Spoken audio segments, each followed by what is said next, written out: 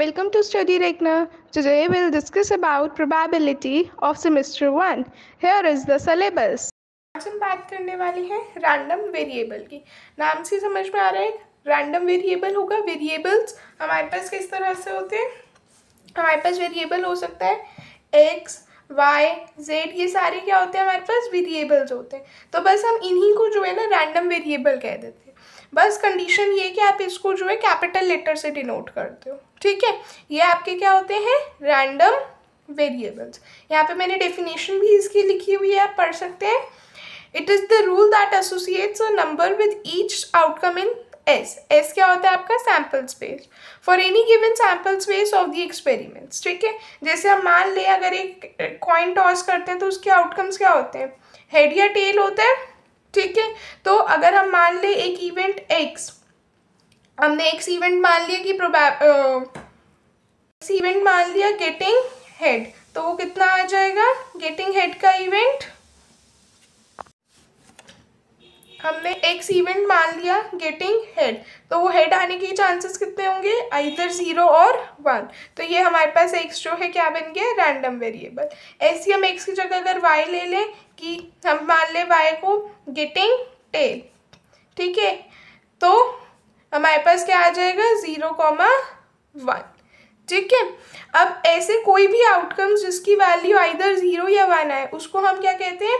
Bernoulli random variable, ठीक है। Random variable को जो है हम r.v से भी डिनोट कर देते हैं, ठीक है। rv से, डॉट नहीं आता, rv से रैंडम वेरिएबल, ठीक है। तो ऐसे आउटकम्स जिसका ऐसे एक्सपेरिमेंट्स जिनका आउटकम आइदर 0 या 1 आता है उसको हम बर्नौली रैंडम वेरिएबल कहते हैं, ठीक है। आप देख सकते हैं यहाँ पे मैंने बता रखा है, ये रैंडम वेरिएबल की डेफिनेशन है, हम डिस्कस कर चुके हैं। डिनोटेड एज आरवी, और हम इसको कैपिटल एक्स, वाई या जेड से डिनोट करते हैं। जैसे आपने यहाँ पे एक एक्सपेरिमेंट ले लिया टॉसिंग अ कॉइन, तो उसके आउटकम्स क्या आ जाएंगे? आइदर एच या टी, हेड्स या टेल्स। तो हम मान लेते हैं x event getting a head, तो उसके आउटकम क्या आ गए? 0,1। वाई मान लेते हैं गेटिंग अ टेल, जिसके आउटकम आ गए 0,1, ठीक है। तो any random variable whose only possible values are either 0 और 1, they are your Bernoulli random variables. ये बहुत इंपॉर्टेंट है, इसके ऊपर बेस्ड एक क्वेश्चन आता है बर्नौली रैंडम वेरिएबल पे, ठीक है। अब हम आ जाते हैं टाइप्स ऑफ रैंडम वेरिएबल पे। तो हमारे पास दो टाइप्स के होते हैं, एक होता है हमारे पास डिस्क्रीट और एक होता है कॉन्टिन्यूस। डिस्क्रीट क्या होता है? जिसकी पॉसिबल वैल्यूज जो है फाइनाइट सेट होती है, या आप उसको लिस्ट कर सकते हो एक इनफाइनाइट सीक्वेंस में, ठीक है। फिर हम आ जाते हैं कॉन्टिन्यूस पे। कॉन्टिन्यूस क्या होता है?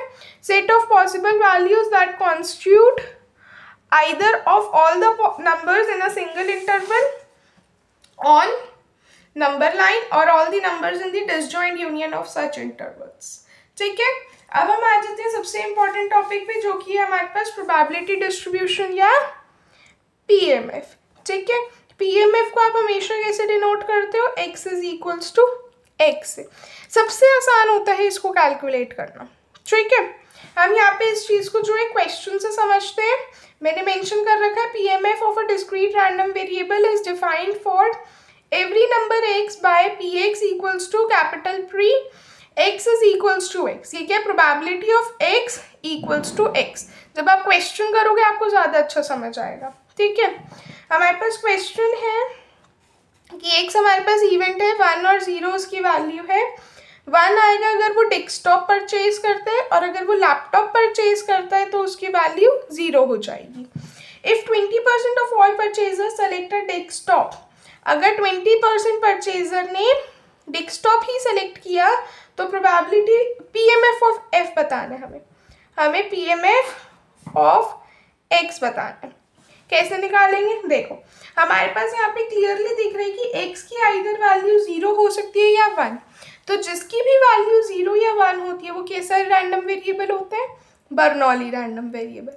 आपको ये चीज़ मेंशन करनी ज़रूरी है कि यहाँ पे क्लियरली एक्स कैसा एक वेरिएबल है? बर्नौली रैंडम वेरिएबल है, और x की वैल्यू क्या है? 0 और 1 है।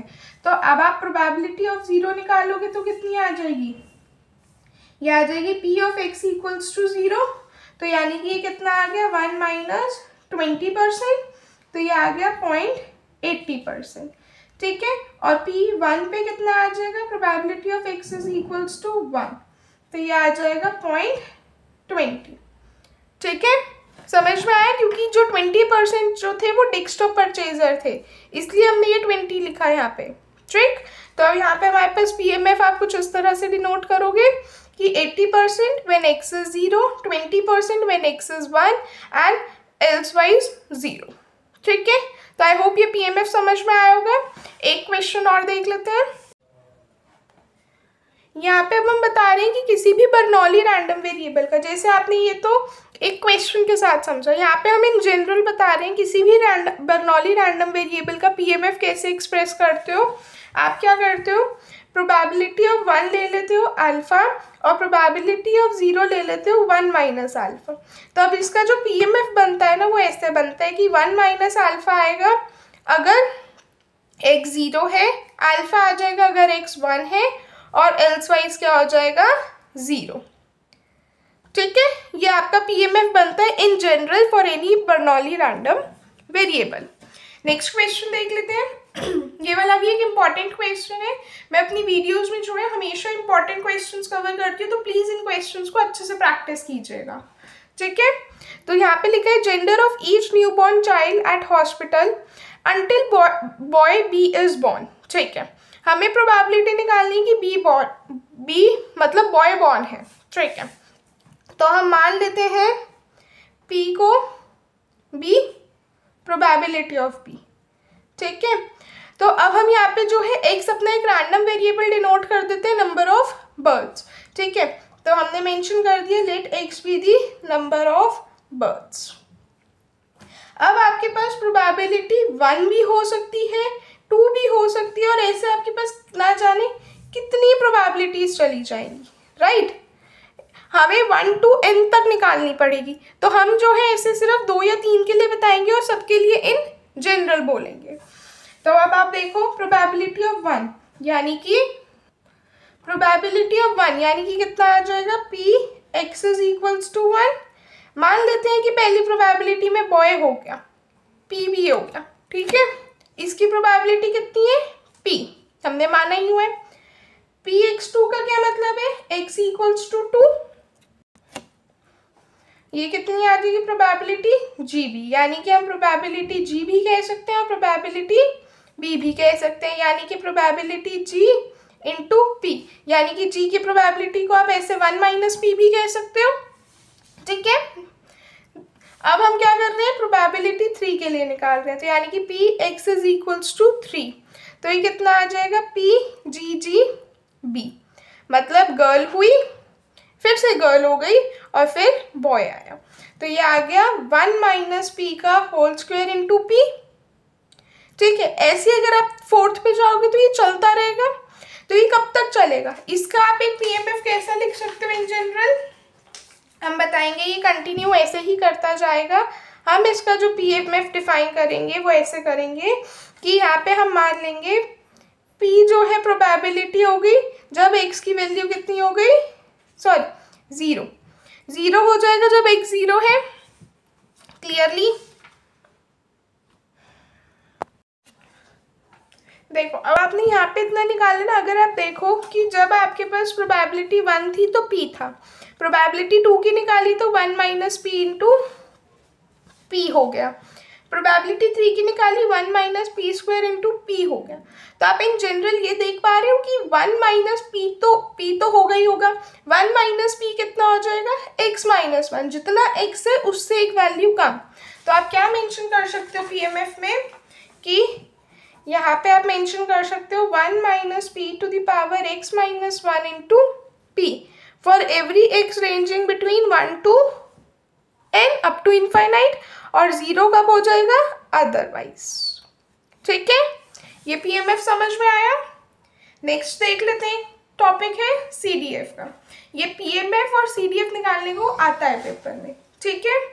CDF देख लेते हैं। CDF क्या होता है, क्यूमुलेटिव डिस्ट्रीब्यूशन फंक्शन। तो हमें CDF और PDF में जो है कंफ्यूज नहीं होना, CDF और PMF में।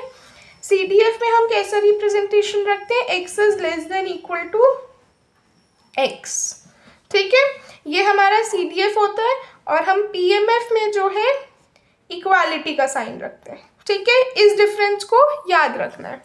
यहाँ पे मैंने मेंशन भी कर रखा है कि CDF fx of a discrete random variable x with the PMF px is defined for every number x by fx equals to, एक चीज और, इसको आप जो है कैपिटल fx से डिनोट करते हो और इसको आप जो है स्मॉल px से डिनोट करते हो। ठीक है, ये डिफरेंस है। तो fx कितना आ जाएगा, probability x is less than equal to x। इसको अब आप ओपन करोगे तो इस तरह से लिख सकते हो। ठीक है, क्वेश्चन देख लेते हैं, ज्यादा अच्छा समझ आएगा। क्वेश्चन में कह रहे हैं let y is equals to amount of memory in drive. ये टेबल हमें गिवन है। अगर अब आप ध्यान से देखो, ये py गिवन है, मतलब आपको pmf गिवन है, हमें CDF निकालना है। सबसे पहले निकालना है, अच्छा हमें सिर्फ CDF कंप्यूट करने को कहा है, तो अब आप CDF कैसे कंप्यूट करते हो, इस तरह से probability x is less than equal to x। अब आपके पास यहाँ पे देखो 16 तक है, तो पहले आपको 1 को लेस दिखाना पड़ेगा। 1 2 4 8 16 सबके लिए आप करोगे। ठीक है, कैसे करेंगे, हम निकालेंगे सबसे पहले f ऑफ 1। तो इसका क्या मतलब है, प्रोबेबिलिटी y में हम डील कर रहे हैं, तो y is less than equal to 1, मतलब हम क्या बोल रहे हैं, y इज इक्वल टू 1। तो ये कितना आ जाएगा, प्रोबेबिलिटी 1 की निकालनी है और 1 की प्रोबेबिलिटी कितनी गिवन है, 0.05। ऐसी अगर आप 2 के लिए आओ तो ये कितना आ जाएगा, y is less than equal to 2, मतलब probability y is equals to 1 लोगे plus probability y is equals to 2 लोगे, तो ये कितना आ जाएगा, P1 प्लस P2, और दोनों को ऐड करोगे तो कितना आ जाएगा, 0.15, 0.05 प्लस 0.10, 0.15। ऐसी अब आप खुद से जो है प्रोबेबिलिटी F4 के लिए निकाल के देखो, आप निकाल पा रहे हैं। क्या करेंगे, y is less than equal to 4 रखेंगे, ये आ जाएगा आपके पास probability y is equals to 1 plus probability y is equals to 2 plus probability y is equals to 4 रखेंगे, 3 नहीं रखेंगे क्योंकि आपके पास यहाँ पे 1 2 4 8 और 16 गिवन है, 3 नहीं गिवन। ठीक है, तो ये आ जाएगा, सॉल्व करेंगे, probability P1 plus P2 plus P4, तीनों को ऐड करेंगे तो आंसर आ जाएगा 0.50। ऐसे हमने f ऑफ 8 और f ऑफ 16 कैलकुलेट किया। ठीक है, तो अगर आप देखेंगे जब आप f ऑफ 16 निकाल रहे हैं, मतलब y is less than equal to 16। Less than equal to 16 का क्या मतलब है, जितनी है सारी की सारी ले लोगे, तो जब आप ऐड करोगे तो आंसर 1 आ जाएगा। अब हम इसका CDF कैसे बनाएंगे, CDF डिस्ट्रीब्यूशन समझेंगे। कैपिटल F ऑफ y से डिनोट करेंगे। अब इसका CDF कैसे बनेगा, देखो जब आपने f ऑफ 1 किया तो आपके पास आंसर कितना आया, 0.05, 0.05। ये वैल्यू कब आई, जब f1 था, मतलब प्रोबेबिलिटी y की 1 के इक्वल थी या 1 से छोटी थी, तो हम ऐसे मेंशन करते हैं कि 1 is less then y less than 2। ठीक है, कि y की वैल्यू जो है 1 के से छोटी थी, ठीक है, या 1 के इक्वल हो सकती है, और यहाँ पे हम 0 लेके चलेंगे जब y जो है 1 से छोटा होगा। इक्वालिटी में ये ऐसी, अब आप नेक्स्ट आपकी आई थी 0.15, तो अब आप लिखोगे कि ये जो है 2 से बड़ी, y जो है 2 से छोटा हो सकता है या इक्वल हो सकता है, लेकिन 3 से तो छोटा रहेगा ही रहेगा, सॉरी 4 से, 3 नहीं है ना मेरे पास, 4 है। ऐसी 0.50, 0.90 और 1, सारी वैल्यूज को ऐसे लिख लो और फिर इसके आगे लिख लो 4, 8 और ये 16। ठीक है, और ये आराम से आपका पास जो है टेबल कंप्लीट हो जाएगा। ठीक, ये आपको आगे बनाना CDF, हमने कुछ नहीं किया, बस जो प्रोबेबिलिटीज गिवन थी उनको लिख लिया और इस तरह से हमने इसको कंप्यूट कर दिया, बस यहाँ से देखते जाना और लिखते जाना। ठीक है, ये रहा इसका सोल्यूशन, आप देख सकते हैं। एक क्वेश्चन और देख लेते हैं, बिल्कुल सिंपल सा है। यहाँ पे हमारे पास कह रहे हैं gender of each newborn child at hospital until boy be is born, fine CDF। अभी हमने पीछे PMF निकाला था, अब हमें CDF निकालना है। तो CDF निकालना सिंपल है, कैपिटल F ऑफ X से डिनोट करते हैं, 0 आएगा और 1 minus p to the power x हो जाएगा जब x की वैल्यू 1 से छोटी होगी और x की वैल्यू 1 से बड़ी होगी। ठीक है, चलिए अब हम नेक्स्ट क्वेश्चन देख लेते हैं। नेक्स्ट क्वेश्चन में कह रहे हैं let x denote number of lines in use at a specific time, suppose PMF is as follows. ये हमें पूरा PMF गिवन है, हमें क्या निकालना है, at most 3 lines in use. तो सबसे पहले हम देख लेते हैं कि इसको लिखते चलते हैं। ये हमें PMF गिवन है, हमारे पास क्वेश्चन में x उसने बता रखा है कि number of lines in use at a time है। हमें पहले पार्ट में क्या निकालना है, at most 3 lines in use. तो देखो एट मोस्ट 3 लाइन्स का क्या मतलब है कि 3 लाइन्स हो सकती हैं और 3 लाइन से कम भी हो सकती है। मतलब एट मोस्ट का क्या मतलब होता है, ज़्यादा से ज़्यादा। तो एट मोस्ट 3 लाइन्स के लिए हम कैसे लिखेंगे, इस तरह से लिखेंगे। अब हमें इसकी प्रोबेबिलिटी निकालनी है, तो हम कैसे लिख सकते हैं कि probability x equals to 0 plus probability x is equals to 1 plus probability x is equals to 2 plus probability x is equals to 3। ठीक है, और बस अब हम सबकी वैल्यू सब्स्टिट्यूट कर देंगे और हमारे पास आंसर आ जाएगा। आप देख सकते हैं मैंने यहाँ पे लिखा हुआ है। अब ये प्रोबेबिलिटी x इक्वल्स टू 0 को हम कैसे डिनोट कर सकते हैं, बिल्कुल ठीक, इसको हम ले लेंगे प्रोबेबिलिटी ऑफ 0, P0 लिख सकते हैं। फिर ऐसे इसको P1, P2 और P3 और इन सबको हम ऐड कर देंगे तो हमें आंसर मिल जाएगा 0.70। सेकेंड पार्ट में कह रहे हैं fewer than 3 lines in use. Fewer than 3 lines का क्या मतलब है कि 3 लाइन से कम, तो x लेस देन 3। फ्यूअर है, वर्ड है फ्यूअर देन 3 लाइन्स, मतलब 3 लाइन से कम। तो अगेन इसमें हम क्या करेंगे, प्रोबेबिलिटी ऑफ 0 प्लस 1 प्लस 2 और अब हम 3 को इंक्लूड नहीं करेंगे। मतलब बेसिक से इसका आइडल मीनिंग क्या हो गया, x is less than equal to 2। तो आप इसको सॉल्व करोगे तो आपको आंसर मिल जाएगा। ठीक है, मैंने यहाँ पे लिख रखा है प्रोबेबिलिटी 0 की प्लस प्रोबेबिलिटी 1 की प्लस प्रोबेबिलिटी 2 की और ये आंसर आ जाएगा। ठीक है, नेक्स्ट में कह रहे हैं at least 3 lines in use, very important. At least का क्या मतलब होता है, कम से कम। एटमोस्ट का मतलब होता है ज़्यादा से ज़्यादा, यहाँ पे हमने एटमोस्ट का केस किया, ज़्यादा से ज़्यादा 3 लाइन्स होनी चाहिए। अब कह रहे हैं एटलीस्ट 3 लाइन्स इन यूज, मतलब कम से कम 3 तो हों ही और उससे ज़्यादा भी हो सकती है। तो अब हम क्या करेंगे, probability of 3 plus 4 plus 5 plus 6, आप देख सकते हैं मैंने लिखा हुआ है, सॉल्व करेंगे आंसर आ जाएगा।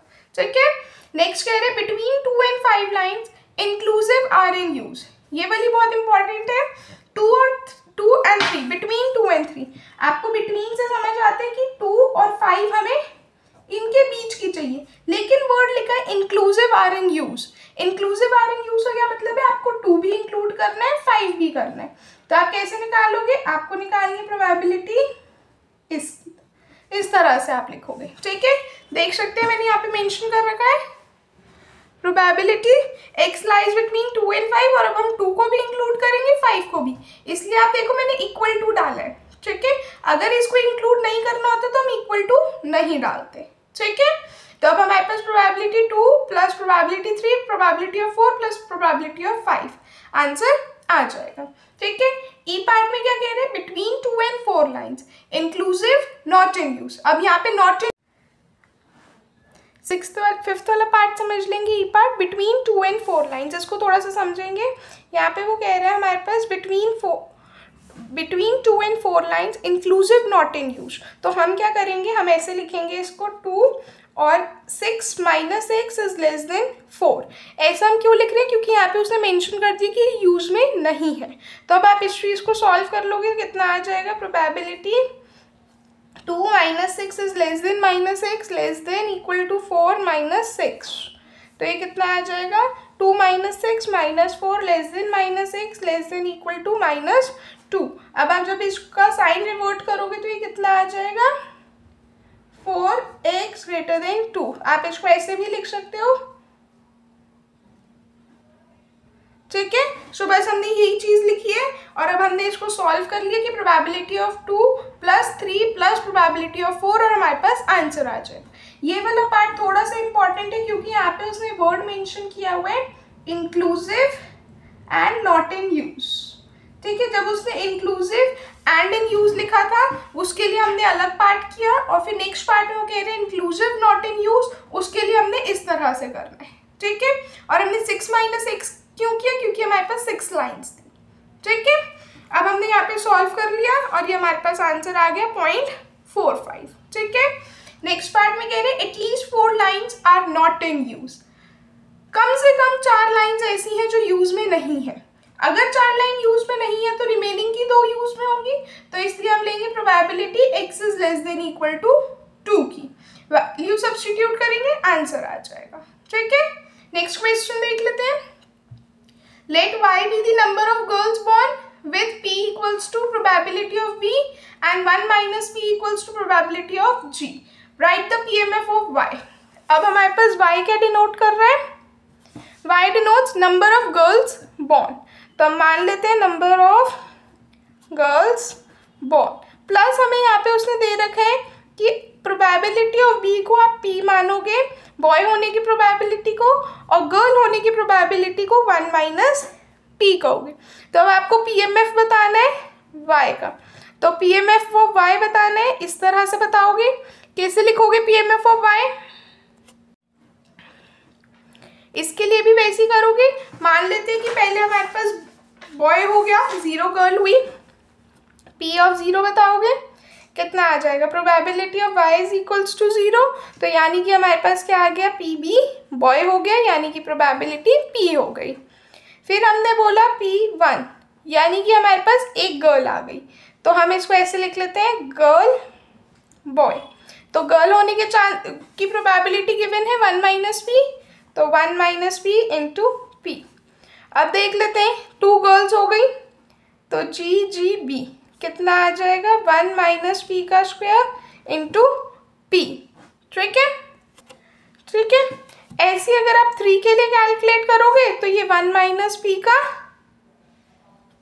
क्यूब हो जाएगा, तो ये ऐसे प्रोबेबिलिटीज चलती जाएंगी। तो हम इन जनरल क्या कह सकते हैं पी वाई के लिए, 1 - p to the power y p, क्योंकि जितना नंबर यहाँ था जो आप यहाँ पे y की वैल्यू रख रहे थे वही सेम पावर बन रही थी, तो यहाँ पे जो y होगा वही y यहाँ आएगा। For every y you can say up to n। ठीक है, तो अब हमारे पास यहाँ पे इसका PMF क्या बन गया, हम यहाँ पे इसका PMF मेंशन कर सकते हैं। कितना मेंशन कर सकते हैं, p into 1 - p to the power y for y ranging between 1 to n, 1 to and so on, और 0 अदरवाइज। ठीक है, आगे समझ, ये देख सकते हैं आप, ये रहा इसका सोल्यूशन। कोई डाउट है आप कमेंट सेक्शन में पूछ सकते हैं। लास्ट में अभी हमने क्वेश्चन जो डिस्कस किया था वो हमने बॉय के लिए किया था, अब ये वाला क्वेश्चन हम गर्ल की बॉन्ड के लिए कर रहे हैं। ठीक है, गर्ल बॉन्ड के लिए। ये रहा इसका कंप्लीट सोल्यूशन, आप देख सकते हैं। ठीक है, अब हम नेक्स्ट क्वेश्चन देख लेते हैं। यहाँ पे अब हमें कह रहे हैं CDF of x is given below, calculate. अब हमें प्रोबेबिलिटीज निकालनी है और हमें CDF गिवन है। इसको करने से पहले यहाँ पे एक मैंने प्रोपोजिशन लिखा हुआ है, इसको समझ लेते हैं।